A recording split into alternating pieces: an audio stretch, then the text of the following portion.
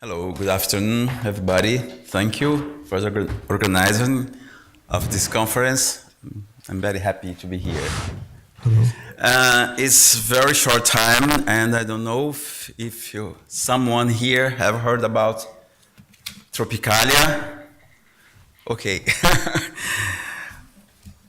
I'm doing my postdoc in Brazil, and this is part of a big rehearsal that I'm doing in the new scene of Brazilian music, popular music, related with gender.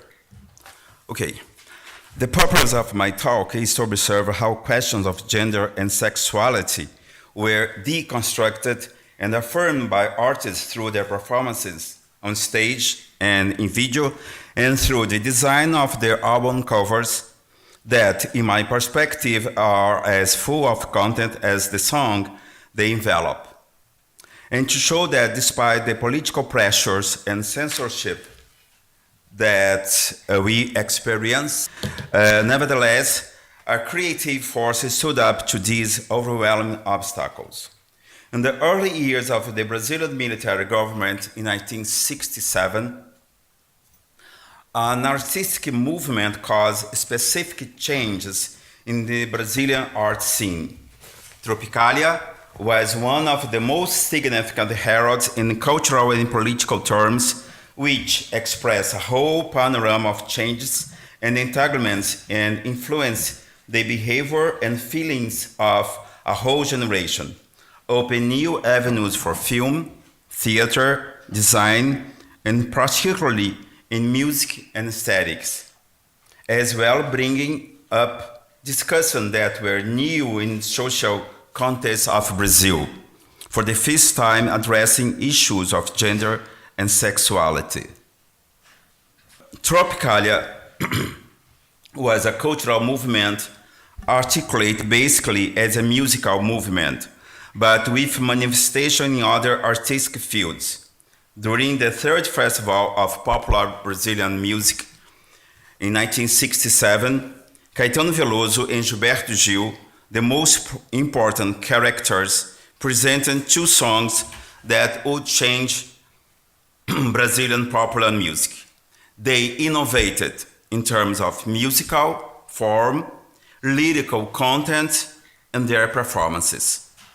Weeks after the presentation of the artists, Veloso's song hit #1 on the single charts, and several sectors of the society noticed that these songs were part of a synergy that occupied the Brazilian arts.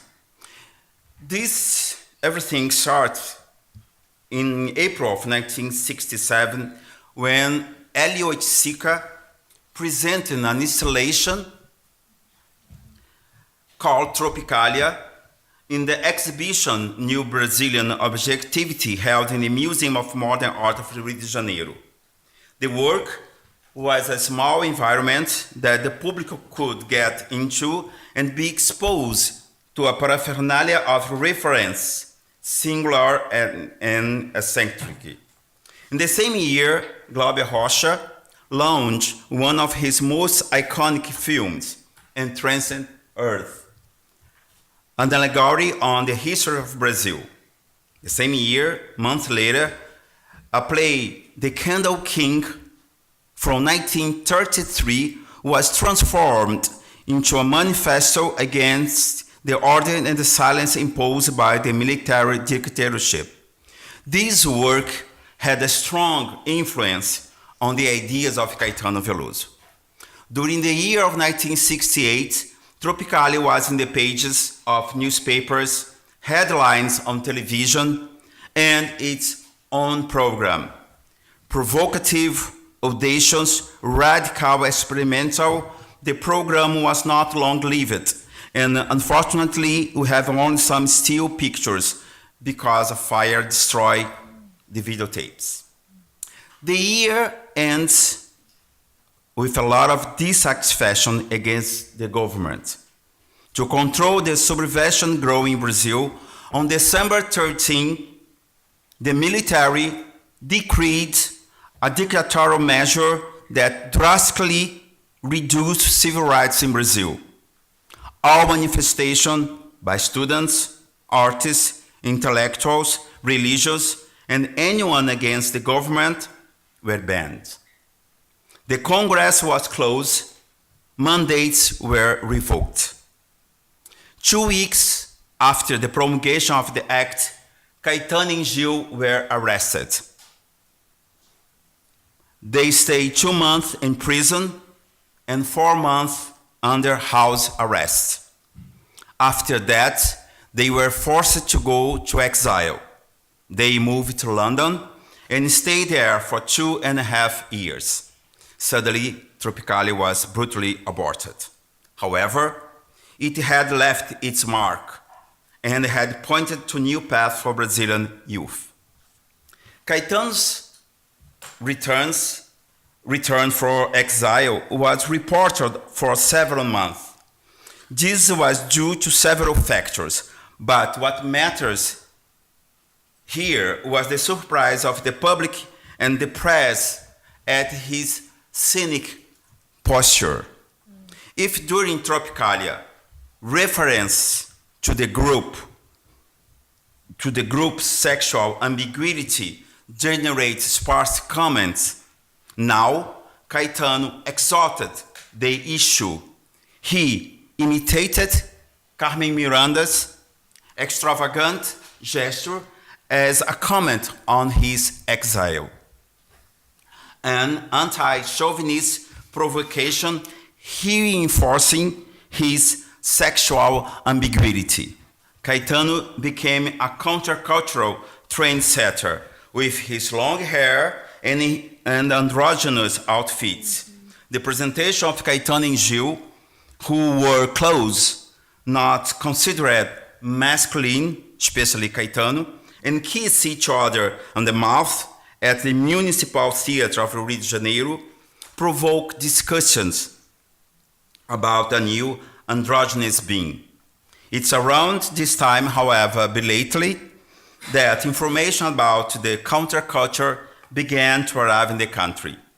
Debates about the use of drugs, the use of psychoanalysis, alternative lifestyles, American beat poets, feminism, the American gay movement, and black power. The discussion in the fields of sexuality and gender was one of the issues that the group from Bahia, mainly feigned by Caetano Veloso, had begun already in Tropicalia, and it would take great shape with the return of the singers from London. Commenting on the subject in his book Tropical Truth, Caetano says, open quote, "The transvestite aspect of Carmen Miranda's image undoubtedly also matter a great deal to tropicalism, since both the urban underworld and clandestine sex exchange on the one hand, and on the other hand, both homosexuality as an existential dimension and bisexuality in the form of the myth of the androgyne were tropicalist themes. These attitudes became part of their work. As Christopher Dunn said, quoted, in the late 70s, both Veloso and Gil composed and recorded songs which express gender ambiguity and homosexuality that intervened directly in debates concerning sexuality in Brazil. These homoerotic overtures were ultimately ambiguous since both artists were married. The dictatorship lasts a total of 20 years in Brazil, but the 10 years from 1968 to 1978 are considered the worst time of the dictatorship, with anos de chumbo, years of lead. It was the consolidation of authoritarianism, the brutal suppression of any kind of opposition, the use of torture, and the forced exile of artists, intellectuals, and professors. However, in contrast to all this violence, a group of young artists produced another scenario in which the body and sexuality would be the protagonist. Everything happened very quickly because as soon as the government caught on, it censored the movement. The 70s in Brazil were a true cultural euphoria within the contents of the economic miracle. The counterculture, the marginal press, the marginal cinema, in opposition to the violence of the period of the dictatorship, mark a position contrary to repression and conservatism going on in Brazil. Tropicalia was the primary point of reference for the Brazilian counterculture in the early 70s. The youth embraced what would come to be called dropping out. Parallel to the armed struggle, a part of the youth reacted to the political regime as it could, invent new ways of facing current repression, and practicing pursuit of freedom through the exercise of the body, sex, and mind. The return of Caetano in 1972 began what became known as post-Tropicalia, and it lasts only 2 years. However, two important happenings are worth mentioning in 1973, a rock band emerged on the music scene in Brazil, Os Secos e Molhados. The group caused a great and very curious impact, not only because of the long hair of its member, not only because of the music, but mainly because of the androgynous and different look that they had. In Mato Grosso, the lead singer wore clothes costume that barely covered his body. Moreover, his performance was characterized by a corporal expression never seen before on stage starring a man. The sexual and gender incongruity that the group present carry on into Ney's later solo work. In his next 3 discs that I call Trilogy of Desire, he used nouns that symbolize attitudes not legitimated socially to name his album. In the first disc of the trilogy, he's Bandito. In the next album, he's Sin, dressed up, sensual. The artist appears on the front and back of the cover in photos taken off his shows. Snakes represents the letters that make up the word sin. Typography assumed the important role of translating the meaning of the signifier. During this period, because of his daring, Ney suffered several boycotts.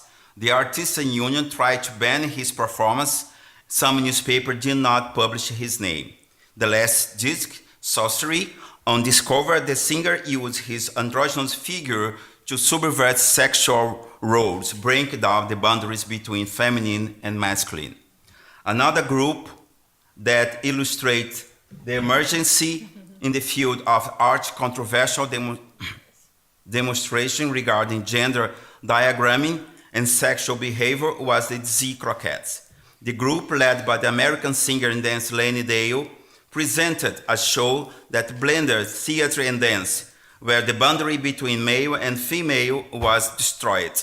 The boys dressed as human, but with mustache, something that's now very common in some contemporary artists. A very important work in the action of sexual and gender dissidents. And all this in the midst of the dictatorships. They performed for 1.5 years before they were caught by the regime and the show was censored. Another example is a D-Star. In 1974, he finally managed to release his first solo LP with songs that touched on his sexual orientation and his gender dissident. Sweetie AD had on the cover an AD, all glitter, silver boots, black lace, overalls. The typography used on the album cover reflects his artistic purpose, pure glitter. In 1974, considered by many the end of Tropicalia, Caetano launched his most experimental album, Araçá Azul. Recorded in just 1 week, the double-panel disc had a lean, half-naked Caetano looking at himself in the mirror at an oblique angle. In the internal parts, Several photos of the artist on a beach in Brazil headed with the phrase, disco para entendidos, a disc for entendidos. These terms mean someone in the know, but was appropriated as a code word to designate homosexuals. The cover is not obvious, it's disturbing. According to Dan, quoted, although the recording makes no explicit reference to sexuality, the album cover photo of Caetano's screening and pale body in front of the mirror suggests gender and sexual ambiguity. The disc is super experimental, few melodies, many noise. Conclusion. Tropicalia, the musical movement, was the great estuary of all the inspiration of the time. A relationship never before seen reverberating through the four corners of the country. The movement shook all the structures. The aesthetic freedom that Tropicalia inaugurated was now seen on every corner, from the musical scene to the behavior of young people through the alternative press. Everything that had been proposed previously was now part of the life of that youth. The turbulence of the movement had passed, but the Tropicalist proposal will still echo for a long time in Brazilian culture. More than 40 years later, the Brazilian music scene shows a group of artists who exceeds the limits imposed by the binary opposition of gender, as seen in their performance on stage and or in videos presented on social networks. The sexual and gender disagreements of some current singers dialogue with the work began during Tropicalia. A lot has changed in these 50 years of struggle, and it's a good thing. Thanks.